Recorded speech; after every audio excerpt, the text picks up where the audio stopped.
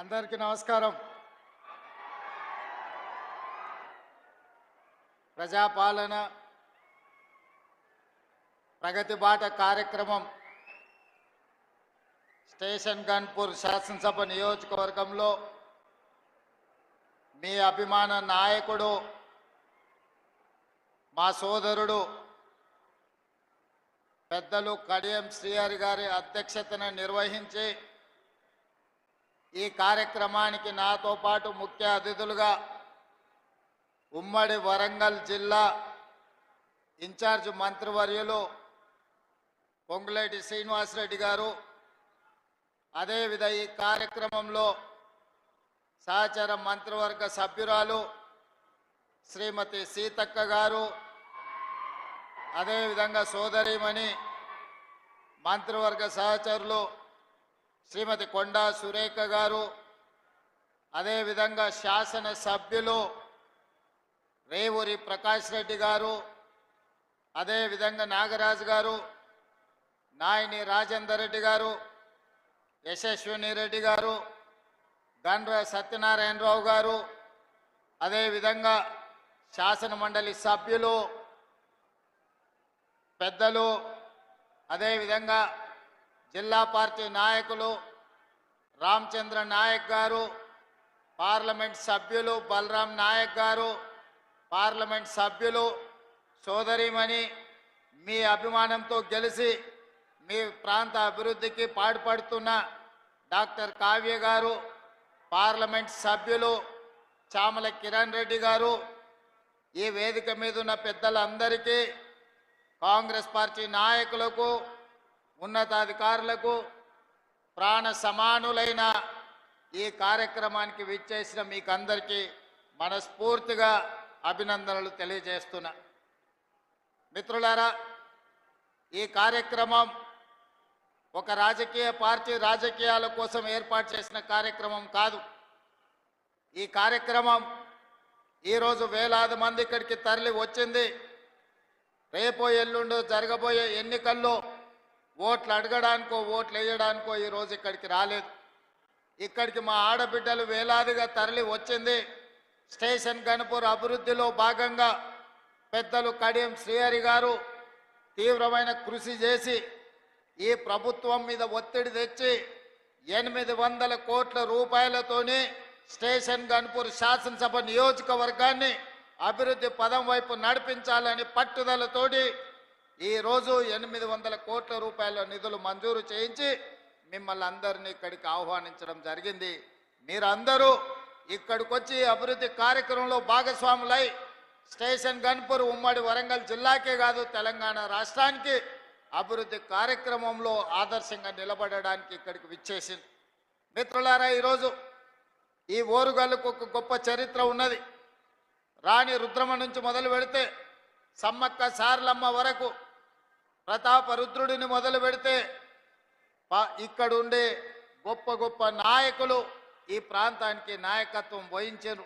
ఒక కాళోజీ కావచ్చు, ఒక దశరథి గారు కావచ్చు, లేకపోతే ఈ ప్రాంతం నుంచి దొడ్డి కొమరయ్య గారు కావచ్చు, లేకపోతే సర్దారు సర్వాయి పాపన్న గౌడు కావచ్చు, దాశరథి కావచ్చు, పాల్పూర్తి సోమన్న గారు కావచ్చు.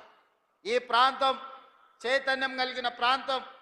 ఈ ప్రాంతం తెలంగాణ ఉద్యమంలో ప్రొఫెసర్ జయశంకర్ గారిని ఆదర్శంగా తీసుకొని అభివృద్ధి పదం వైపు తెలంగాణ ఉద్యమం వైపు నడిపించిన ప్రాంతం. ఈ ప్రాంతానికి ఒక చైతన్యం ఉన్నది. ఈ ప్రాంతానికి ఒక ప్రత్యేకత ఉన్నది. ఈ ప్రాంతం తెలంగాణ రాష్ట్రానికి ఆదర్శంగా నిలబడడమే కాదు, తెలంగాణ ప్రాంతానికి సమస్య వచ్చినప్పుడు నిటారుగా నిలబడి కొట్లాడే కాకతీయ యూనివర్సిటీ ఈ ప్రాంతానికి ప్రాతినిధ్యం వహిస్తున్నది. ఆనాటి తెలంగాణ ఉద్యమంలో ఉమ్మడి వరంగల్ జిల్లా కాకతీయ ఉస్మానియా యూనివర్సిటీలు ఆనాడు తెలంగాణ ఉద్యమంలో తెలంగాణ ప్రజలు 4 కోట్ల మంది తరఫున నిలబడి కొట్లాడి. అందుకే ఈ వరంగల్ అంటే నాకు ప్రత్యేకమైన అభిమానం. ప్రజా సమస్యల మీద స్పందించే నైజమే కాదు, ప్రజా సమస్యల కోసం ప్రాణ త్యాగాలు చేసిన ప్రాంతం వరంగల్ ప్రాంతం. అందుకే ఈ వరంగల్ అభివృద్ధి కోసం ఆనాడు పార్లమెంట్ ఎన్నికల సందర్భంగా కడియం కావ్య గారిని గెలిపించండి, మీ వరంగల్కు ఎయిర్పోర్ట్ తీసుకొస్తానని ఆ రోజు మాట చెప్పిన ఈనాడు ఈ వరంగల్కి ఎయిర్పోర్టును సాధించి మీ ముందు నిలబడ్డా. ఇదే కాదు, రైల్వే కోచ్ ఫ్యాక్టరీ కావచ్చు, లేకపోతే అండర్ గ్రౌండ్ డ్రైనేజ్ కావచ్చు, వరంగల్ ఔటర్ రింగ్ రోడ్ కావచ్చు, అభివృద్ధి పనుల కోసం కాళోజీ కళాక్షేత్రాన్ని పూర్తి చేస్తామని ఆనాడు చెప్పినాం. వరంగల్ ఔటర్ రింగ్ రోడ్డును నిర్మిస్తామని చెప్పినాం. ఇవాళ ఈ అన్ని కార్యక్రమాలను పూర్తి చేయడానికి వరంగల్ నగరానికి 6,500 కోట్ల రూపాయలు మంజూరు చేసి ఈ వరంగల్ నగరాన్ని హైదరాబాదు నగరంతో పోటీ పడే విధంగా వరంగల్ని అభివృద్ధి చేయాలని ఈరోజు మన ప్రభుత్వం ప్రయత్నం చేస్తున్నది. మిత్రులారా, ఇవాళ ఆలోచన చేయండి మీరందరూ. తెలంగాణ రాష్ట్రం వచ్చినప్పుడు ధనిక రాష్ట్రం. ఈ ధనిక రాష్ట్రాన్ని చంద్రశేఖరరావు గారి కుటుంబం చేతిలో పెడితే ఈరోజు అప్పుల ఊబిలో తెలంగాణ రాష్ట్రం కూరుకుపోయింది. ఆనాడు నెలకు 500 కోట్ల రూపాయలు అసలు మిత్తి కట్టే అప్పు ఉంటే ఈనాడు ప్రతి నెల అసలుకే 6,500 కోట్ల రూపాయలు ప్రతి నెల కట్టాల్సిన పరిస్థితి వచ్చింది. 10 ఏళ్లలో ఈరోజు దాదాపుగా 8 లక్షల కోట్ల రూపాయలు, 7 లక్షల కోట్ల రూపాయలు బ్యాంకుల్లో అప్పు తెస్తే 40,000 కోట్ల రూపాయలు కాంట్రాక్టర్లకు బకాయిలు పెట్టిండు. ఇవాళ సింగరేణికి బకాయిలు పెట్టిండు. విద్యుత్ శాఖ డిపార్ట్మెంట్కు ఉచిత కరెంటు పేరు మీద రైతులకు ఉచిత కరెంటు ఇచ్చినా అని విద్యుత్ శాఖకు బకాయిలు పెట్టిండు. నిన్నగాక మొన్న బ్యాంకుల్లో తెచ్చిన అప్పులే కాదు, ఆయన పెట్టిపోయిన బకాయిలను లెక్కేస్తే 8,29,000 కోట్ల రూపాయల లెక్క తేలింది. మిత్రులారా, ఈ 8,29,000 కోట్లలో మా నెత్తి మీద కత్తి పెట్టి ఈరోజు బ్యాంకులు వసూళ్లు చేస్తే అసలు మిత్తి 1,53,000 కోట్ల రూపాయలు ఈరోజు బ్యాంకులకు చెల్లించాల్సి వచ్చింది. నిన్న శాసనసభ సాక్షిగా ఈ వివరాలన్నీ నేను చెప్పిన. ఎందుకంటే ఈనాడు మీకు తెలవాలి మన ఆర్థిక పరిస్థితి ఎట్లుందో. మన ఆర్థిక పరిస్థితి తెలిసినప్పుడే మన భవిష్యత్తు ప్రణాళికలను మనం చేసుకోగలుగుతాం. మన భవిష్యత్తు ప్రణాళికలు, సంక్షేమ పథకాలు ఎట్లుండాలి, అభివృద్ధి పథకాలు ఏ విధంగా ముందుకు సాగాలనో మనం ఆలోచన చేసుకోగలుగుతాం. అందుకే మిత్రులారా, ఈరోజు మీ ముందు నిలబడి నేను మాట చెప్పదలుచుకున్నా. ఎన్నికల్లో ఇచ్చిన గ్యారంటీలలో ఆడబిడ్డలకు ఆర్టీసీలో ఉచిత బస్సు ప్రయాణం అని చెప్పినాం. 2 రోజుల్లోనే ఈనాడు 150 కోట్ల మంది ఆడబిడ్డలు ఉచిత బస్సు ప్రయాణం చేసినందుకు ఆర్టీసీకి 5,005 కోట్ల రూపాయలను ఈనాడు రాష్ట్ర ప్రభుత్వం అందించిన మాట వాస్తవం కాదా? ఈరోజు మా ఆడబిడ్డలు, మా అక్కల్ని అడుగుతున్న ఇక్కడ ఉన్న వాళ్ళను, అక్క ఎప్పుడైనా మీరు బస్సు ఎక్కితే ఎవరైనా అనా పైసైనా మిమ్మల్ని అడిగినరా అని నేను మా ఆడబిడ్డలు నేను అడగదలుచుకున్నా.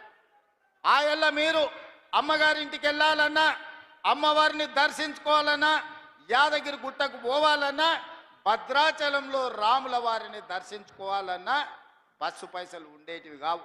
ఇంటి ఆయన ఇస్తే ఇచ్చినట్టు, లేకపోతే మీరు ఊరుకున్నట్టే ఉండే. కానీ ఇవాళ ఇంటి ఆయన బాయికాడికి పనికి పోతే మా అక్కలు ఆలయానికి పోయి దర్శనం చేసుకొని ఆయన వచ్చే లోపల మళ్ళీ ఇంటికి వచ్చేటట్టు ఈరోజు బస్సుల్లో ఉచిత ప్రయాణం ఇచ్చిన మాట వాస్తవం కాదా?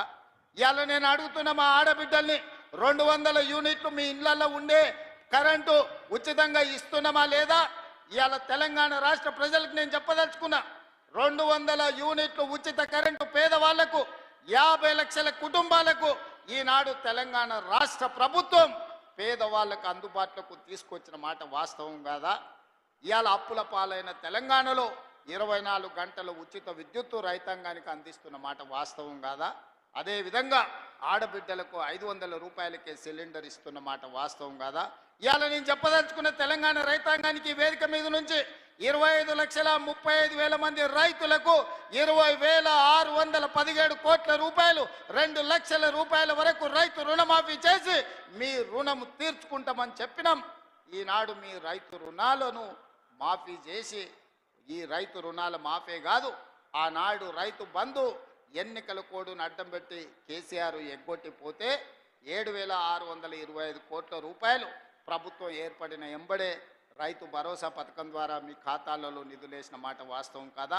ఈ రకంగా చెప్పుకుంటూ పోతే తెలంగాణ ఉద్యమంలో ఉన్న నిరుద్యోగ యువకులకు 57,924 ప్రభుత్వ ఉద్యోగాలను మొదటి 10 నెలల్లోనే నియామకాలు అందించి నిరుద్యోగ సమస్యను తెలంగాణ రాష్ట్ర పొలిమేర్లు దాటే వరకు తరిమిన మాట వాస్తవం కాదా? గత 10 రోజుల నుంచి ఈనాడు పాత్రికేయ మిత్రులను నేను అడగదలుచుకున్నా, హైదరాబాద్లో మీ ఇండ్ల పట్టాలకు భూములు ఇస్తే 10 ఏళ్ళ పట్టాల సర్టిఫికెట్లు మీకు చంద్రశేఖరరావు ఇయ్యలే. నేను వచ్చిన తర్వాత మీ కుటుంబాలను పిలిచి రవీంద్ర భారతిలో భోజనం పెట్టి మీ జర్నలిస్టులకు ఇండ్ల పట్టాలు నేను ఇచ్చిన మాట వాస్తవం కాదా?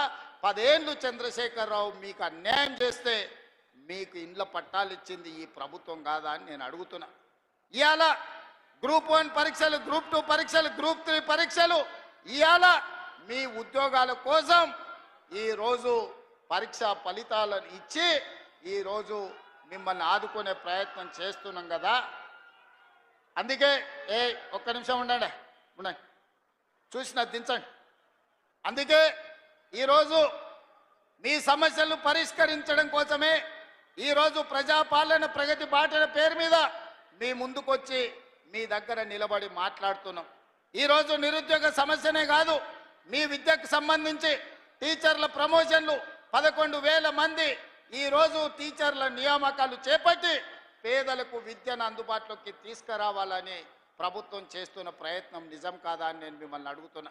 మిత్రులారా, ఈరోజు రైతుల గురించి కానీ, మహిళల గురించి కానీ, విద్యార్థుల గురించి కానీ, నిరుద్యోగ యువకుల గురించి కానీ, తెలంగాణ సమాజంలో ఉన్న సమస్యల్ని పరిష్కరించడానికి పాత్రికేయ మిత్రుల నుంచి మొదలు పెడితే డాక్టర్లు, లాయర్లు, ఇంజనీర్ల వరకు ప్రతి ఒక్కరి సమస్యని పరిష్కరించడానికి ఈరోజు రాష్ట్ర ప్రభుత్వం ప్రయత్నం చేస్తున్నది. అందుకే ఆనాడు ధనిక రాష్ట్రంగా చంద్రశేఖరరావు గారికి అప్పచెప్పినాం.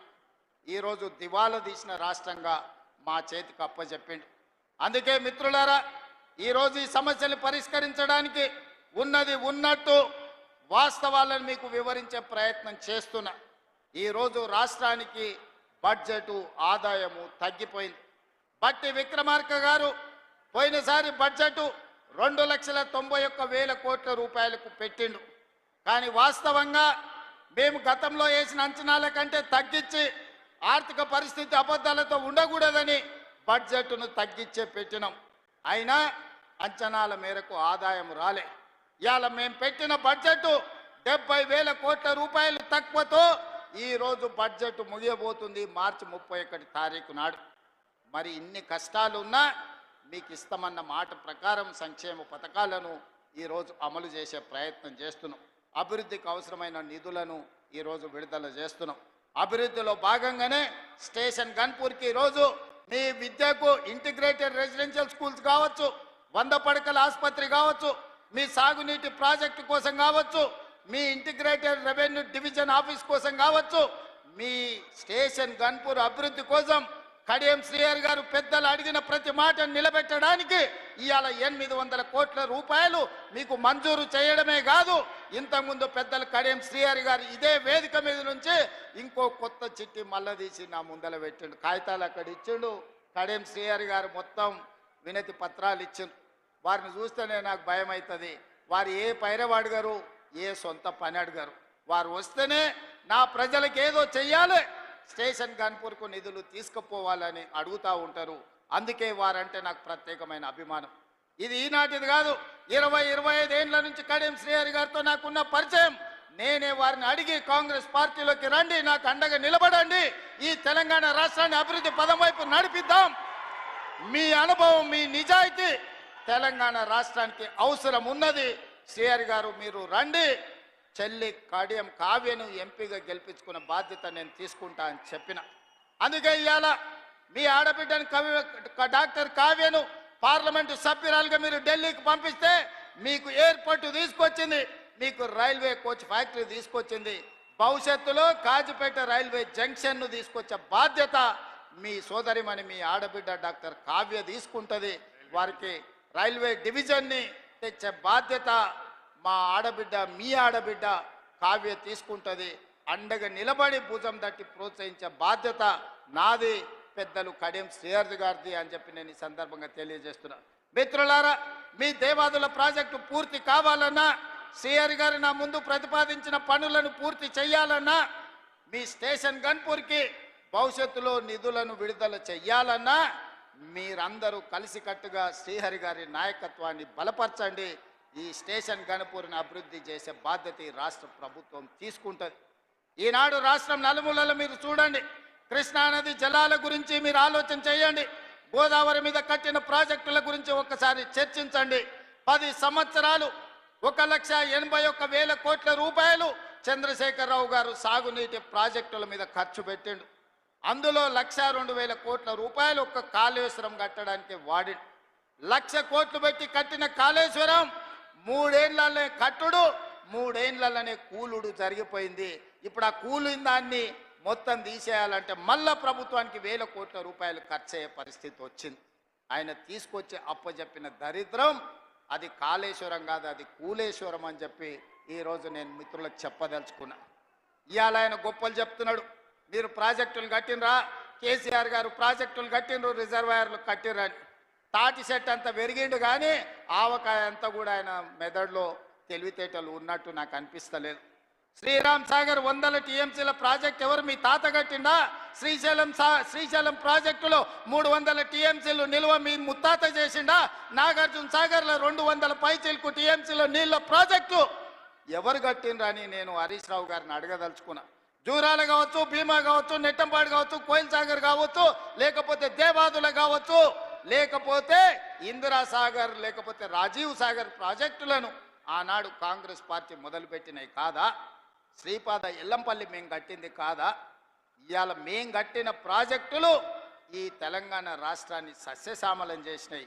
మీరు కట్టిన కాళేశ్వరం కూలినాక తెలంగాణ రాష్ట్రం 1,56,00,000 మెట్రిక్ టన్నుల వడ్లను పండించి ఆ వడ్ల గిట్టుబాటు ధరనే కాదు 500 రూపాయల బోనస్ ఇచ్చి కొనుక్కున్న ప్రభుత్వం కాంగ్రెస్ పార్టీ అని చెప్పి నేను ఈ సందర్భంగా చెప్పదలుచుకున్నాను. హరీష్ రావు గారు నాకు సవాల్ విసురుతున్నాడు. మీరు ప్రాజెక్టు లేడగట్టినరు, రిజర్వాయర్ లేడగట్టినరని. నేను హరీష్ రావు గారికి టీఆర్ఎస్ నాయకులకు సవాల్ విసిరదలుచుకున్నా. పిల్లకాకులతో నాకెందుకు కానీ అసలైన ఆయన రమ్మని ఆయనతోనే మాట్లాడతా. శ్రీరామ్ సాగర్ మీద మాట్లాడదామా, నాగార్జున సాగర్ మీద మాట్లాడదామా, శ్రీశైలం ఆనకట్ట మీద మాట్లాడదామా, జూరాల మీద మాట్లాడదామా, భీమా మీద మాట్లాడదామా, నెట్టంపాడు మీద మాట్లాడదామా, కోయిల్ సాగర్ కట్ట మీద మాట్లాడదామా, రాజోలి బండ డైవర్షన్ స్కీమ్ దగ్గర మాట్లాడదామా, లేకపోతే మంజిరా పరివాహక ప్రాంతంలో మాట్లాడదామా? చంద్రశేఖరరావు గారు వీళ్ళని కాదు, నువ్వు రా, నువ్వు వస్తే నీకు తెలుస్తుంది మేమేం చేసినాం, మీరేం చేసినాం. తెలిసి తెలవక ఉడికిందో ఉడకక ఉరుకులాడుతున్నారు నీ అల్లుడు, నీ కొడుకు. వాళ్ళకు పిల్లకాకులకేం తెలుసు, ఉండేలు దెబ్బ అని వెనకడికి చెప్పారు. నీకు తెలుసు కదా మా దెబ్బ ఎట్లుంటుందో, కాంగ్రెస్ పార్టీ కార్యకర్తల దెబ్బ. 2023 డిసెంబర్ 3 నాడు చూసినావు కదా మా కార్యకర్తల దెబ్బ.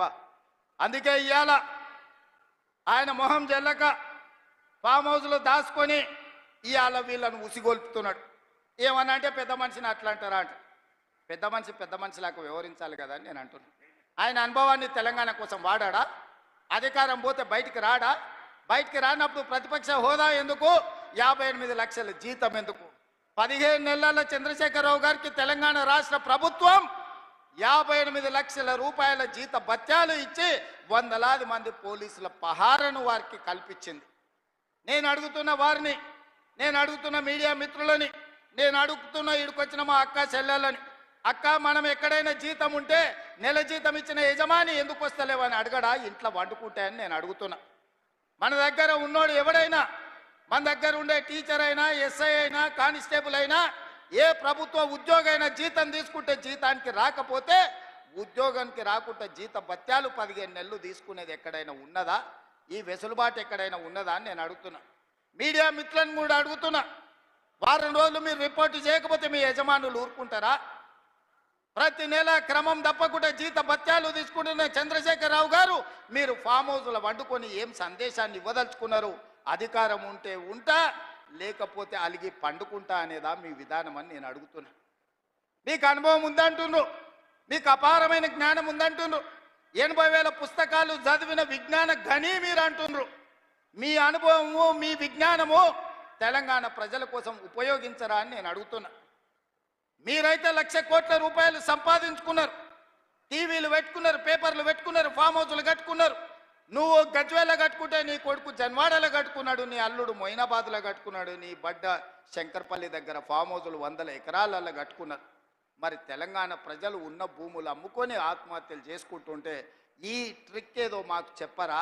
తెలంగాణ ప్రజలకు ఆయన ఏదో క్యాప్సికం పండిస్తేనే ₹1 కోటి ఎకరాకు వస్తుంది అన్నాడు. ఆ టెక్నిక్ ఏదో తెలంగాణ రైతాంగానికి చెప్పవా కేసీఆర్ గారని నేను అడుగుతున్నా. ఈరోజు తెలంగాణ రాష్ట్రం వచ్చిన తర్వాత చంద్రశేఖరరావు గారు వారి కుటుంబ సభ్యులు 1,00,000 కోట్ల రూపాయలు ఎట్లా సంపాదించుకుర్రు? తెలంగాణ రాష్ట్రం 4 కోట్ల ప్రజల నెత్తి మీద 8,29,000 కోట్ల రూపాయల అప్పెట్లొచ్చింది. మాకు అప్పులు ఎట్లా పెరిగినాయి పాపాల పుట్టలెక్క, మీ ఆస్తులు ఎట్లా పెరిగినాయి 1,00,000 కోట్లకని నేను ఈ వేదిక మీద నుంచి పెద్దలు చంద్రశేఖరరావు గారిని సవినయంగా అడుగుతున్నా, గౌరవప్రదంగా వారికి విజ్ఞప్తి చేస్తున్నా. మీ 1,00,000 కోట్ల సంపాదన నైపుణ్యం ఏందో మా నిరుద్యోగ యువకులకు చెప్పండి. 1,00,000 కోట్లు రాకపోయినా నెలకు 1,00,000 రూపాయలు సంపాదించుకునే నైపుణ్యం మా నిరుద్యోగ యువకులు నేర్చుకుంటారని నేను అడుగుతున్నా. ఒకవేళ నీకు రావడానికి ఇబ్బంది అయితే విడతల వారీగా 1000 మందిని నీ దగ్గరికే ఫామ్ హౌస్కు పంపిస్తా. ఆ విద్య ఏందో వాళ్ళకు నేర్పమని చంద్రశేఖరరావు గారికి విజ్ఞప్తి చేస్తున్నా. ఎందుకంటే ప్రతి నెల 3,92,000 రూపాయలు మీరు జీత భత్యాలు తీసుకుంటున్నారు కదా. తీసుకున్న జీతం కిందికన్నా తెలంగాణ యువకులకు ఈ శిక్షణ ఇవ్వమని చంద్రశేఖరరావు గారిని నేను అడుగుతున్నా. ఇవాళ వాళ్ళందరూ ఏందో పోయినట్టు, కొల్లగొట్టకపోయినట్టు వాళ్ళ ఆస్తిని, తుఫాను వస్తే దివిసీమ తుఫాన్లో మొత్తం సర్వం కోల్పోయిన వాళ్ళు వెనకటికి మనకు ఊర్లలో కడుక్కునేటోళ్ళు వచ్చేటోళ్ళు ఈడ జర సీనియర్లు ఉంటే తెలుసు. దివిసీమ తుఫాన్లో సర్వం కోల్పోయినాం, మాకేమని ఉంటే బతకడానికి వచ్చిన గ్రామాలకు వచ్చేటోడు. దివిసీమ తుఫాన్లో కొట్టుకపోయిన వాళ్ళకంటే వాళ్ళ కుటుంబం దిగాలు పడిపోయి ఉన్నారు. అధికారం శాశ్వతం అనుకున్నారా అని నేను అడుగుతున్నా. అందుకే మిత్రులారా, ఆనాడు ధనిక రాష్ట్రాన్ని ఈనాడు చంద్రశేఖరరావు గారి కుటుంబం దివాలా తీయించింది. దివాలా తీసిన ముక్కబోని ధైర్యంతో ఈ రాష్ట్రాన్ని పట్టాల మీద ఎక్కించి తెలంగాణ రాష్ట్రాన్ని అభివృద్ధి పదం వైపు నడిపిస్తున్నాం. అందుకే ఈరోజు స్టేషన్ గజ్పూర్లో 800 కోట్ల రూపాయలతో అభివృద్ధి కార్యక్రమాలను తీసుకున్నాం. కొన్ని విషయాలు ఆడబిడ్డల విషయం కావచ్చు, ఆర్టీసీ బస్సులు ఇవ్వడం కావచ్చు, లేకపోతే సోలార్ పవర్ ప్లాంట్లు కావచ్చు, ఎన్నడైనా వాళ్ళు ఆలోచన చేసిండ్రా ఈ ఆడబిడ్డలను ఆదుకోవాలని? ఈరోజు మా స్వయం సహాయక సంఘాలను అడుగుతున్నా, మీ పావలా వడ్డీ కానీ మీ జీరో వడ్డీ కానీ ఎన్నడన్నా మిమ్మల్ని 10 ఏళ్లల్లా ఇంటి బయటికి రానిచ్చిండ్రా బీఆర్ఎస్ వాళ్ళు, గత ప్రభుత్వం అని నేను అడుగుతున్నా. ఇవాళ మా అక్కల్ని అందరినీ ధైర్యంగా రండి, మీ తమ్ముడికి అడ్డగా నిలబడండి, మీ సోదరుడు ఉన్నాడు, మీరు అభివృద్ధి పదం వైపు నడవండి అని చెప్పి ఈరోజు ఆడబిడ్డలకు ఈరోజు మేము నిలబడ్డాం. నేను అడుగుతున్నా చంద్రశేఖరరావు గారు, ప్రొఫెసర్ జయశంకర్ గారి ఊరిని కూడా 10 ఏళ్లలో నువ్వు రెవెన్యూ విలేజ్ చెయ్యలేదు. నేను వచ్చిన తర్వాత జయశంకర్ గారి ఊరిని రెవెన్యూ విలేజ్ చేసిన. ఈ ప్రభుత్వం వచ్చినాకనే వరంగల్కి ఎయిర్పోర్ట్ వచ్చింది. ఈ ప్రభుత్వం వచ్చినాకనే రైల్వే కోచ్ ఫ్యాక్టరీ మీకు వచ్చింది. ఈ ప్రభుత్వం వచ్చినాకనే వరంగల్కి అండర్ గ్రౌండ్ డ్రైనేజ్ వచ్చింది. ఈ ప్రభుత్వం వచ్చినాకనే వరంగల్కి ఔటర్ రింగ్ రోడ్ వచ్చింది. ఈ ప్రభుత్వం వచ్చినాకనే మీకు కాళోజీ కళాక్షేత్రం పూర్తయింది. ఈ ప్రభుత్వం వచ్చినాకనే వరంగల్ అభివృద్ధి కార్యక్రమాలు ఆగిపోయిన ఫ్లైఓవర్ బ్రిడ్జు నాయని రాజేందర్ రెడ్డి పట్టుబట్టి దాన్ని పూర్తి చేయడానికి ఒక కొలికి పట్టుకొస్తున్నాడు. ఈ ప్రభుత్వం వచ్చినాకనే 800 కోట్ల రూపాయలు ఈరోజు స్టేషన్ గన్పూర్కు మనం ఇయ్యగలిగినాం. 100 పడకల ఆసుపత్రి కట్టగలిగినాం, డిగ్రీ కాలేజ్ కట్టగలిగినాం, ఇంటిగ్రేటెడ్ రెసిడెన్షియల్ స్కూల్ కట్టగలిగినాం, రెవెన్యూ డివిజనల్ ఆఫీసును కట్టగలిగినాం, ఇందిరమ్మ ఇండ్లు ఇవ్వగలిగినాం. మిత్రులారా, ఈ ప్రభుత్వం వచ్చినాక ఇన్ని పనులు చేస్తుంటే మా మీద తెలంగాణ ప్రజల కోపం ఉందని ఆయన చెప్తుండు. ఎవరు కోపం ఉందే? 57,000 ఉద్యోగాలు ఇచ్చినందుకు నిరుద్యోగ యువకులకు కోపం ఉందా? 65 లక్షల మంది ఆడబిడ్డలకు పండుగ పూట సారే చీర పెట్టినట్టు ప్రతి సంవత్సరం 2 నాణ్యమైన చీరలను ఆడబిడ్డలను అందించినందుకు, సారే చీర పెట్టినందుకు మా ఆడబిడ్డలకు నా మీద కోపం ఉందా? 1000 ఆర్టీసీ బస్సులను అందించి కోటీశ్వరులను చేసినందుకు మా ఆడబిడ్డల కోపం ఉందా? 1000 మెగావాట్ల సోలార్ విద్యుత్ ఉత్పత్తి ప్లాంట్లను అదాని అంబానీలతో పోటీ పడే విధంగా మా ఆడబిడ్డలని శ్రీమంతులను చేసినందుకు నా మీద కోపం ఉందా? రైతులకు 20,617 కోట్ల రూపాయలు రుణమాఫీ చేసినందుకు నా మీద కోపం ఉందా? దేనికోసం కోపం ఉంది? 500 రూపాయల బోనస్ ఇచ్చినందుకు ఈరోజు రైతులకు నా మీద కోపం ఉందా అని అడుగుతున్నా.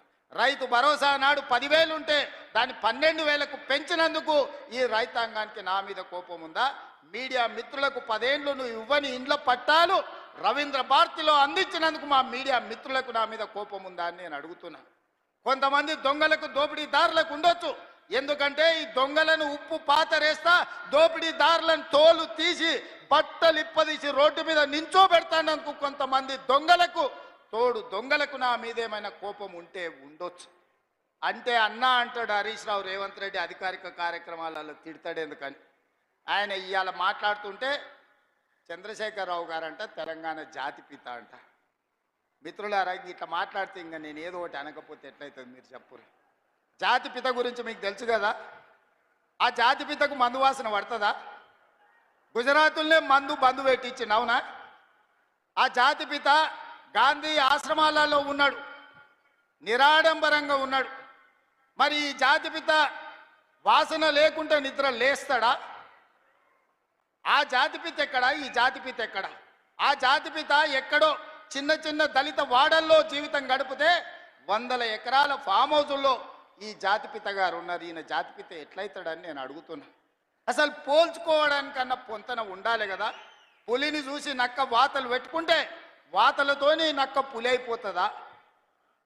జాతిపిత అంటే ఎవరు? కొండా లక్ష్మణ్ బాబూజీ జాతిపిత. జాతిపిత అంటే ఎవరు? ప్రొఫెసర్ జయశంకర్ జాతిపిత. ఏ పదవి లేకుండా సర్వం త్యాగం చేసి ఈ దేశం కోసము, స్వతంత్రం కోసము, తెలంగాణ రాష్ట్రం కోసం సర్వం దారబోసిన కొండా లక్ష్మణ్ బాపూజీనో ప్రొఫెసర్ జయశంకర్ తెలంగాణకు జాతిపిత అవుతాడు తప్పితే నోరు తెరిస్తే అబద్ధాలు చెప్పేటోడు, తెలంగాణ రాష్ట్రాన్ని దోసుకున్నాడు, 100 ఎకరాల ఫామ్ హౌజులు కట్టుకున్నాడు, 1,00,000 కోట్ల రూపాయలు సంపాదించుకున్నాడు, టీవీలు పేపర్లు పెట్టుకొని అబద్ధాలను విషప్రచారం చేసేటోడు తెలంగాణ జాతిపిత ఎట్లయితాడని తాటి చెట్టులాగా పెరిగినాయని నేను అడుగుతున్నా. ఇవాళ నేను ఇక్కడున్న యువకుల్ని కూడా అడుగుతున్నా, ఎవడయా జాతిపిత తెలంగాణకు? తాగుబోతాడు జాతిపిత అవుతాడా అని నేను అడుగుతున్నా. త్యాగాలు చేసినోడు తెలంగాణకు జాతిపిత అవుతాడా? తాగుబోతాడు తెలంగాణకు జాతిపిత అవుతాడా అని నేను అడుగుతున్నా. ఒక జయశంకర్, ఒక కొండా లక్ష్మణ్ బాబుజీ తెలంగాణ జాతిపితలు అవుతారు తప్పితే తెలంగాణను జలగల్లాక పట్టి పీడించుకున్నవాడు, తెలంగాణ ప్రజల రక్తం దాగినోడు ఎవడు జాతిపిత కాడు. ప్రొఫెసర్ జయశంకర్ గారు ఊరిని రెవెన్యూ విలేజ్ చేయకుండా అవమానించిన చరిత్ర మీదైతే ఆ రెవెన్యూ విలేజ్ చేసిన చరిత్ర మాది. కాళోజీ కళాక్షేత్రాన్ని పూర్తి చేసిన చరిత్ర మీదైతే 10 ఏళ్ళు పడవ పెట్టిన చరిత్ర మీది. అందుకే మిత్రులారా, ఈరోజు తెలంగాణ సమాజం అంతా ఆలోచన చేయాలి. ఆనాడు తెలంగాణ ఉద్యమం చేసినాను, ఉద్యమంలో ముందు భాగాన నిలబడ్డాను. ఒక్కసారి కాదు 2 సార్లు తెలంగాణ రాష్ట్రానికి ముఖ్యమంత్రిగా చేసి 10 ఏళ్లలో దాదాపుగా నేను అసెంబ్లీలో మళ్ళీ లెక్కలు చెప్తా. 20 లక్షల కోట్లు చంద్రశేఖరరావు గారి చేతిలోకి వచ్చినాయి. ఈ 20 లక్షల కోట్లు ఎక్కడికి పోయినాయని నేను అడుగుతున్నా. ఇవాళ నేను చెప్పదలుచుకున్న, చంద్రశేఖరరావు గారు చేసిన అప్పుల కోసం నేను కట్టింది 1,53,000 కోట్లు బ్యాంకులకు అసలు మిత్తి పేరు మీద నేను కట్టిన. నిజంగానే ఈ 15 నెలల ఈ 1,53,000 కోట్ల రూపాయలు నా చేతుల్లో ఉంటే మా పొంగులేటి శ్రీనివాసరెడ్డి గారికి చెప్పి 30 లక్షల ఇండ్లు, ఇందిరమ్మ ఇండ్లు పేదోళ్ళందరికీ, తెలంగాణ రాష్ట్రంలో ఉన్న అందరికీ ఇండ్లు కట్టించుండేవాడిని. ఇవాళ నా దగ్గర ఇండ్లు లేని పేదల లెక్క 25 లక్షలే ఉంది. ఒక్క సంవత్సరం చంద్రశేఖరరావు గారు చేసిన అప్పులకు తప్పులకు నేను కట్టిన పాయమాల్ 1,53,000 కోట్లు. ఈ 15 నెలల ఈ 1,53,000 కోట్లు నా దగ్గరనే ఉంటే 30 లక్షల పేదోళ్లకు 5 లక్షల లెక్కన ఇందిరమ్మ ఇండ్లు కట్టించి రాష్ట్రంలో ఇల్లు లేని పేదోళ్ళు లేకుండా 100% పేదలకు ఇండ్లు కట్టించటోని. ఇదే కాదు, 75 లక్షల మంది రైతులకు 2 లక్షల రూపాయల రుణమాఫీ చేసి ఉండేటోని. ఒక్క సంవత్సరమే చంద్రశేఖరరావు చేసిన పాపాలకు నేను కట్టిన పాయమాల్ 1,53,000 కోట్లు. ఇది పాపాల పుట్టలాగా పెరిగిపోతుంది. ఆలోచన చేయండి మిత్రులారా. పాపాల బైరోడు రాష్ట్రాన్ని మొత్తాన్ని కొల్లగొట్టేసి ఈ రోజు పోయి ఫామ్ హౌస్లో రెస్ట్ తీసుకుంటూ వాళ్ళ వంది మాగదులను పంపించి మమ్మల్ని తిట్టిస్తున్నారు. ఇది ఈరోజు తెలంగాణ రాష్ట్రంలో ఉన్న పరిస్థితి. అందుకే మా ఆడబిడ్డల నుంచి మా నిరుద్యోగ యువకుల వరకు, మా రైతుల నుంచి మా కార్మికుల వరకు నేను ఒక్క మాట చెప్పదలుచుకున్నా. ఖచ్చితంగా ఈ రాష్ట్రాన్ని అభివృద్ధి పదం వైపు నడిపించే బాధ్యత మాది. తెలంగాణ రాష్ట్రంలో జరుగుతున్న తప్పులను ఉన్నట్టుగా మీకు వివరిస్తా. లేని అబద్ధాలను నేను చెప్పను. లేని ఆదాయాన్ని అరచేతిలో వైకుంఠం చూపించను. అరచేతిలో బెల్లం పెట్టి మోచేతి నాకండి అనే అబద్ధాలు నేను చెప్పను. ఉన్న లెక్కలన్నీ అసెంబ్లీలో చెప్తా. రాష్ట్రానికి వస్తున్న ఆదాయం ఎంత, ఆ ఆదాయాన్ని ఎలా సంక్షేమానికి, అభివృద్ధికి వాడాలో మీ సూచనలు తీసుకొని ముందుకు వెళ్తా. ఇవాళ కష్టం వచ్చినప్పుడు మీతో కాకపోతే ఎవరితో చెప్పుకుంటామని నేను అడుగుతున్నా. ఇవాళ తెలంగాణ రాష్ట్రం అప్పుల ఊబిలో కూరుకుపోయింది.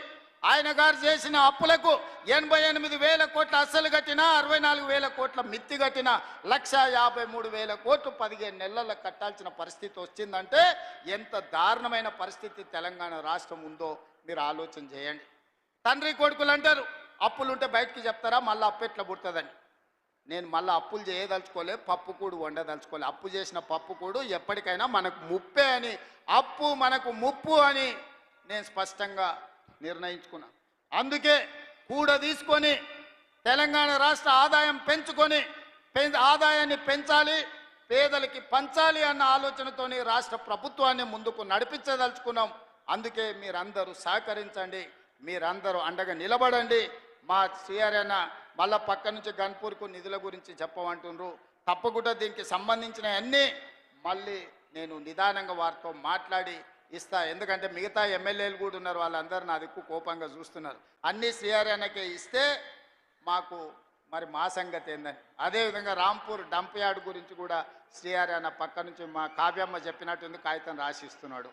తప్పకుండా డంపింగ్ యార్డ్ నుంచి మొదలు పెడితే స్టేషన్ గన్పూర్లో ఉండే సమస్యల్ని పరిష్కరించే బాధ్యత నాది. మిత్రులారా, ఎర్ర టెండున్నా మీరు అందరు కూడా ఇక్కడికి వచ్చిండ్రు. మీ ఆశీర్వాదం మీ అండ ఉండాలి. 10 ఏళ్ళు ఏలినోళ్ళు 10 నెలలకే మమ్మల్ని దిగిపోమంటారు. 5 ఏళ్ళ కోసం కదా కుర్చీ ఇచ్చింది మీరు. ఇవాళ ప్రభుత్వ ఉద్యోగం ఇస్తే 35 ఏళ్ళు ఉద్యోగం ఉంటుంది అంటారు. 2 ఏళ్ళకే తీసేస్తే పోతుందా? చంద్రశేఖరరావు డెఫినెట్గా దుఃఖం ఉంటుంది, వాళ్ళ కుటుంబానికి బాధ ఉంటుంది. ఎందుకంటే ఆ కుర్చీలో ఉంటే వాళ్ళు మళ్ళా దోసుకోవడానికి అవకాశం ఉండే అని వాళ్ళు ఆలోచన చేస్తున్నారు. అందుకే మిత్రులారా, ఈరోజు ఈ తెలంగాణ రాష్ట్రాన్ని అభివృద్ధి పదం వైపు నడిపించుకునే బాధ్యత మనది. ఈ తెలంగాణ రాష్ట్రాన్ని పునర్నిర్మించుకొని మన భవిష్యత్ తరాల కోసము ఆదర్శంగా నిలబడే విధంగా తెలంగాణ రాష్ట్రాన్ని ముందుకు తీసుకువెళ్దాం. మీరందరూ అండగా నిలబడండి. మీకు దాచిపెట్టేదేమీ లేదు, ఉన్నది ఉన్నట్టు అసెంబ్లీలో మళ్ళీ చెప్తాను. నిన్న కొంత చెప్పిన, గవర్నర్ గారు ప్రసంగంలో సగం చెప్పిన, ఈరోజు ఇంటర్వెల్ మాత్రమే, విరామమే. మళ్ళా బడ్జెట్ పెట్టినాక 19-20 తారీఖులో మిగతా కథంతా మొత్తం చెప్తా. రాష్ట్రంలో ఉన్న కేసీఆర్ చేసిన పాపాల చిట్ట విప్పుతా. మీరందరూ వినండి. ఖచ్చితంగా తెలంగాణ రాష్ట్రాన్ని బాగు చేద్దాం. మనమే చేసుకోవాలి, మనమే నడుము బిగించాలి. మీరందరూ అండగా నిలబడాలి. ఇంత మంచి కార్యక్రమాన్ని ఏర్పాటు చేసి మిమ్మల్ని అందరినీ కలవడానికి ఒక అవకాశం కల్పించిన పెద్దలు కడియం శ్రీహరి గారికి, ఇన్ఛార్జ్ మినిస్టర్ పొంగులేటి శ్రీనివాస్ రెడ్డి గారికి, అదేవిధంగా వేదిక మీద స్టేషన్ గన్పూర్ కాంగ్రెస్ పార్టీ నాయకులు, గ్రామస్థాయి నాయకులు, మండల స్థాయి నాయకులు, నియోజకవర్గ స్థాయి నాయకులు, జిల్లా నాయకులందరూ కూడా వేదిక మీద ఉన్నారు. వాళ్ళందరి పేర్లు నేను తీసుకోలేకపోయినా పేరు పేరున వాళ్ళకు మనస్ఫూర్తిగా ధన్యవాదాలు తెలియజేస్తున్నా. మరీ ముఖ్యంగా మా ఆడబిడ్డలకు మిట్ట మధ్యాహ్నమైన ఎర్ర టెండ ఉన్నా అన్నం తినకుండా మీ సోదరిని ఆశీర్వదించడానికి కూర్చున్నందుకు మా ఆడబిడ్డలందరికీ కూడా ప్రత్యేకంగా ధన్యవాదాలు తెలియజేసి సెలవు తీసుకుంటున్నది. మిత్రులారా, జై హింద్, జై కాంగ్రెస్. ముఖ్యమంత్రి గారికి